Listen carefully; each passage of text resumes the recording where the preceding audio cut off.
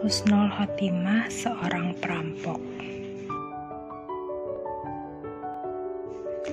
Pada suatu musim haji, Syekh Al-Asma'i berangkat ke Tanah Suci. Beliau hendak menjalankan ibadah haji di Mekah. Dari Mekah, Syekh Al-Asma'i berangkat ke Madinah untuk menziarahi kubur Rasulullah SAW.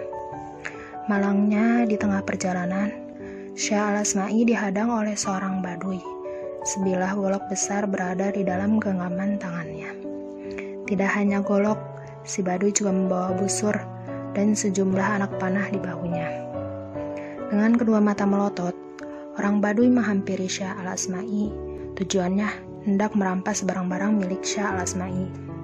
Syekh Al-Asma'i mulai ketakutan dan bingung. Di tengah kebingungan ini, spontan saja Syekh Al-Asma'i mengucapkan salam kepada si badui. Anehnya, si badui menjawab salamnya. "Kamu berasal dari mana?" bentak si badui. "Negeri saya sangat jauh. Saya kesini hendak menunaikan ibadah haji sekaligus berziarah ke makam Rasulullah." Mana barang-barangmu? Cepat keluarkan. Saya orang miskin, tidak ada barang berharga di dalam tas saya." "Kamu bekerja sebagai apa?" "Saya guru dan mengajarkan Al-Quran kepada anak-anak di tempat tinggal saya." "Al-Quran? Apa itu?" "Maaf Tuan, Al-Quran adalah firman Allah yang diturunkan kepada Nabi Muhammad melalui perantara malaikat Jibril." "Allah bisa berfirman. Kalau begitu coba bacakan salah satu firman-Nya." Kemudian Syekh Al-Asma'i membacakan ayat yang artinya sebagai berikut. "Dan di langit terdapat sebab-sebab rizkimu dan apa yang dijanjikan kepadamu." Quran Surat Az-Zariyat ayat 22.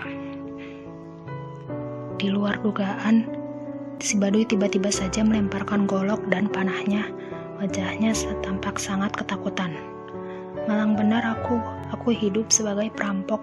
Setiap ada kesempatan aku merampas barang orang. Bahkan tidak jarang aku membunuh korban yang mencoba melawan. Padahal Allah telah menentukan rezekiku di langit." Demikian si badui menyesali pekerjaannya selama ini. Akhirnya orang badui itu meminta Syekh Al-Asma'i untuk mengajarkan sholat. Tentu saja Syekh Al-Asma'i memenuhi permintaan orang badui tersebut. Singkat cerita, pada tahun berikutnya Syekh Al-Asma'i kembali ke Mekah. Seperti biasa, beliau bertawaf mengelilingi Ka'bah. Seorang laki-laki paruh baya menghampiri beliau seraya mengucapkan salam. Syekh Al-Asma'i menjawab salamnya sambil mengingat orang itu. "Mungkin Syekh lupa, saya teman Anda. Tahun lalu kita pernah berjumpa," kata orang itu. Syekh Al-Asma'i semakin penasaran dan berkali-kali mengamati wajah orang itu. "Saya orang Baduy yang tahun lalu nyaris merampok Syekh." "Masya Allah," gumam Syekh Al-Asma'i dengan suara tersentak kaget. Sekarang beliau baru saja ingat bahwa yang berdiri di hadapannya ini adalah orang Baduy yang dulu pernah minta diajari sholat. "Saya hampir lupa, Anda benar-benar telah berubah. Dulu Anda datang kemari untuk merampok, sekarang datang untuk beribadah haji." "Alhamdulillah.